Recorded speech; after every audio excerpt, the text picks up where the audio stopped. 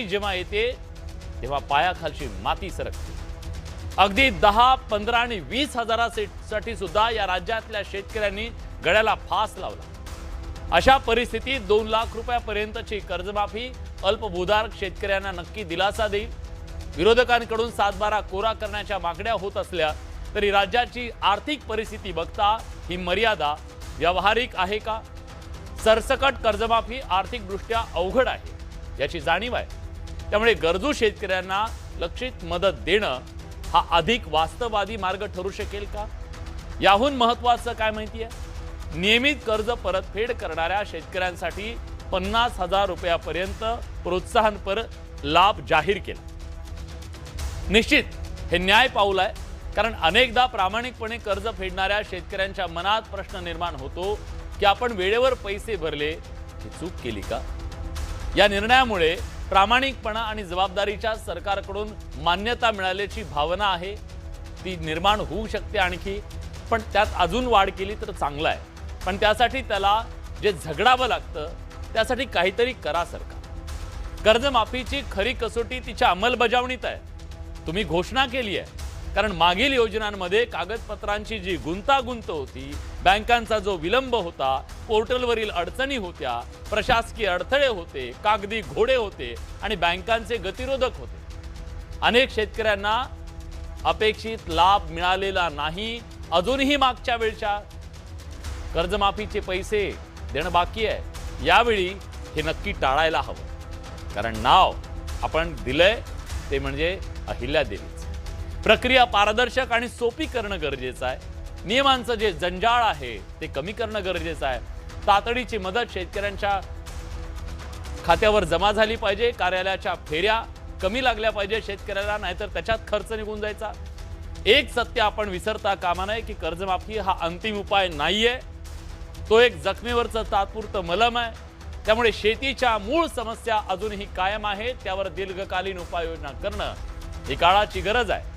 कारण केवळ अहिल्यादेवींचं नाव देऊन नाही, त्यांच्या सारखीच आईच्या मायेनं शेतकऱ्यांची काळजी घेणारी योजनेची अंमलबजावणी इथल्या व्यवस्थेला करावी लागेल, शेतकऱ्यांसाठी करावी लागेल। आज आपल्याला या घोषणेच्या नंतर काही मूलभूत प्रश्नांची चर्चा करायची आहे मान्यवर पाहुण्यांच्या सोबत। आणि यासाठी काही मूलभूत प्रश्न, सरकारनं कर्जमाफीचा शब्द पाळला का? याबद्दलचं तुमचं मत काय आहे तुम्ही नक्की नोंदवा। आपल्याला प्रश्न उपस्थित करायचा आहे, कर्जमाफीची कालमर्यादा नेमकी काय आहे? कधी कोणते बदल केले जाणार आहेत? कारण नियमांचं अटींचं एवढं जंजाळ आहे की माणूस त्याचा लाभ घेता घेता नाकीनऊ येतो, पुन्हा घायकुतीला येतो। हे टाळण्यासाठी या योजनेत नव्यानं काय बदल करण्यात आलेले आहेत? कर्जमाफीचा दिलासा, पण शाश्वत उपाय काय आहे? कारण कर्जमाफी हा अंतिम उपाय तर नाहीये, पण शाश्वत उपाय इथल्या शेतकऱ्याला कर्जबाजारी तो बनू नये यासाठी सरकार काय पावलं उचलतंय, त्याचं उत्पन्न वाढीसाठी काय करतंय हे सुद्धा आपल्याला जाणून घ्यायचंय। आणि या चर्चेत सहभागी होण्यासाठी मान्यवर पाहुणे आपल्या सोबत आहेत। आज हे सगळे मान्यवर पाहुणे आहेत जे शेती मातीशी जोडले गेलेले आहेत, धोरणकर्ते आहेत, जे आज या चर्चेतला तपशील सरकारपर्यंत नक्की पोहोचवतील। आपल्या सोबत त्यासाठी राज्य कृषी मूल्य आयोगाचे अध्यक्ष पाशा पटेल आहेत। पाशाभाई, स्वागत आहे तुमचं। शेतकरी नेते विजय जावंदिया सर आपल्या सोबत आहेत। सर, तुमचंही स्वागत आहे। आणि राष्ट्रवादी शरदचंद्र पवार पक्षाचे प्रवक्ते सुनील माने सर आहेत, ज्यांनी शेती प्रश्नावरती अनेक वर्ष लिखाण केलेलं आहे, त्यांना हा प्रश्न अगदी जवळून माहिती आहे। थोड्याच वेळात आपल्या सोबत येणार आहेत ते राजू शेट्टी शेतकरी नेते आणि सदाभाऊ खोत हे सुद्धा भाजपचे आमदार आपल्या सोबत पुढच्या काही मिनिटांमध्ये जोडले जातील। पण चर्चेची सुरुवात पाशाभाई मला तुमच्यापासून करायची आहे। खरं तर खूप कमी वेळा अशी संधी येते, पण आम्ही जेव्हा तुम्हाला प्रश्न विचारतो तेव्हा तुम्ही चांगलं काम केलं तर कौतुक करायला सुद्धा आम्ही म्हणजे काय शब्द आखूड घ्यायची काय आवश्यकता नाहीये। तुमचं अभिनंदन, तुम्ही शब्द दिला त्याच्यानुसार तुम्ही आज शेतकऱ्यांना, ठीक आहे आता चर्चा पुढे करू आपण किती द्यायची, नियम काय वगैरे या सगळ्याची, पण पहिल्यांदा तुमचं अभिनंदन, तुमचं कौतुक सरकारला नक्की सांगा। प्रश्न आहे, कधीपासून सुरू होईल हे सगळं, कालमर्यादा काय? आता एक मिनिट लक्षात घ्या, कालमर्यादा तर आता टाकून दिलेली आहे. आता तुमच्या माहितीसाठी सप्टेंबर 25 रोजी पीक कर्ज थकीत असलेल्या पात्र शेतकऱ्यांना हम्म. असं सरकारने सांगितलेलं आहे. त्याच्यामुळे तारीख तर ठरलेली आहे, त्याच्याबद्दल काही वाद असायचं कारण नाही. फक्त अंमलबजावणीची तारीख म्हणालो मी. अंमलबजावणी विलासजी, कधीपासून? तुम्ही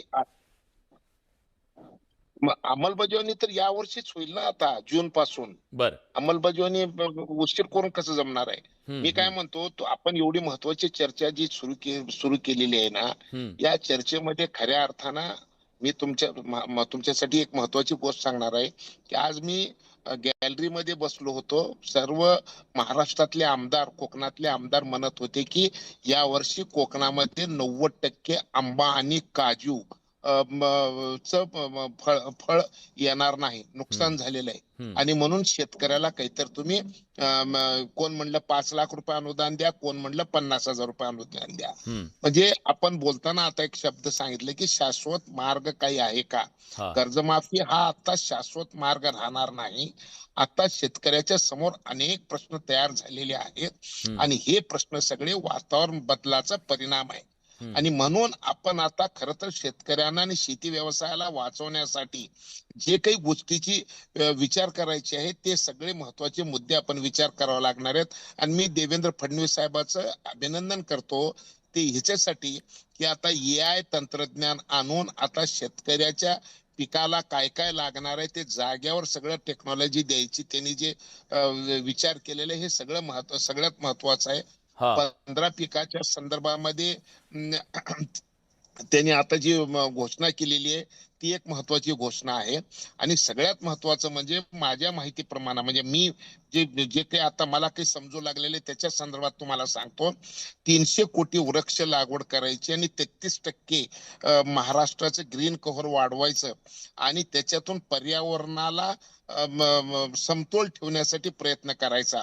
हा. आणि पाशाबाई, त्याच्याच बरोबर पाशाबाई, पाशाबाई, आपण हा, हे बाकीचे मुद्दे आहेत, पण मूळ हो, मूळ प्रश्नापासून आपण तसवर सुद्धा आज दूर जायचं नाहीये. म्हणून अजिबात मी मी जायचं मी नाही मग. त्याच्यासाठी आलो. AI हो, तंत्रज्ञान आणलं आणि ह्या हो, सगळ्यामुळे जे हो, दुखणं काय तुम्हालाही माहिती आहे, तुम्ही काय नवीन नाहीत, इतकी हो, दशकं तुम्ही काम करताय या शेतीमध्ये. हो, मूळ हो, दुखणं शेतकऱ्याचं हे आहे, तो कधीच कोणाच्या दारात गेला नसता हो, आम्हाला द्या कर्जमाफी म्हणून. माफी खरं तर हा शब्दालाच आक्षेप आहे, पण हो. आज त्या शेतकऱ्याचं उत्पन्न वाढीसाठी काय प्रयत्न होणार आहे, त्याचा भाव कसा मिळणार आहे, त्याच्यासाठी काय होतंय ते सांगा, शाश्वत उपाय. हो ना, मग सगळ्यात महत्वाची गोष्ट हीच आहे की आता शेतीवर जे येणारे संकट आहे ते संकट कसं थांबवता येईल या संदर्भामध्ये आपल्याला विचार करावा लागणार आहे, सगळ्यात महत्वाची गोष्ट.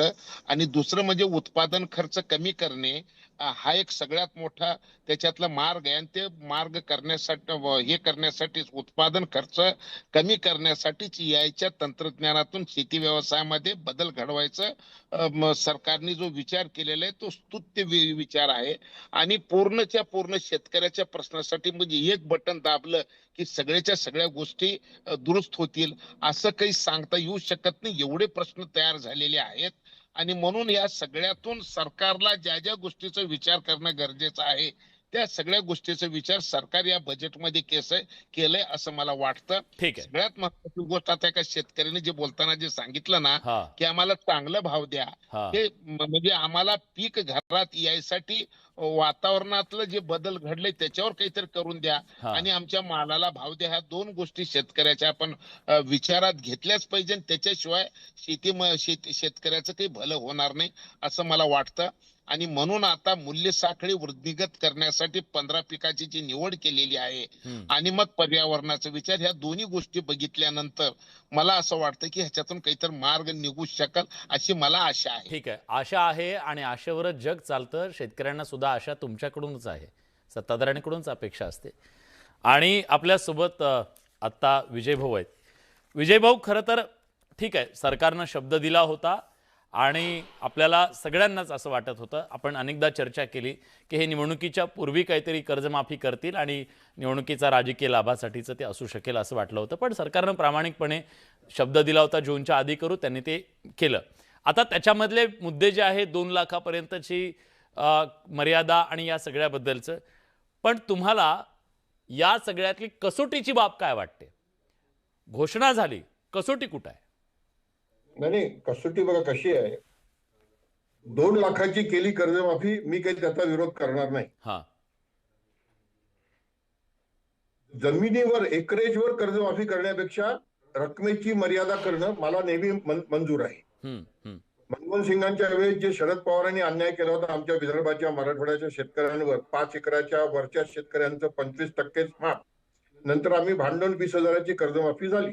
हम्म, मला काय वाटतंय की याच्यामध्ये 30 सप्टेंबर 2025 म्हणजे 2025च्या जून मध्ये जे पीक कर्ज घेतलं शेतकऱ्यांनी ते काही थकीत होत नाही 30 सप्टेंबर पर्यंत. हम्म. म्हणजे ते याच्यातनं वगळल्या गेलेले आहे. बर. आता काय होईल की 30 म्हणजे जून 24 मध्ये ज्यांनी घेतलेलं आहे खरीपाचं कर्ज, त्या शेतकऱ्यांची कर्जमाफी होईल त्या अटी शर्तीमध्ये ते बसले तर. बर. आता हा जो फरक आहे हा समजून घेतला पाहिजे. हम्म, हम्म. दुसरं 2 लाखापर्यंतचं कर्ज माफ करणं, ज्याच्यावर 3 लाखात. विजय भाऊ एक प्रश्न. मला वाटतं बचूभाऊ कडू यांनी एक आंदोलन केलं होतं त्या मागच्या वेळेस, तर त्यांना सांगितलं होतं की आम्ही जूनपर्यंत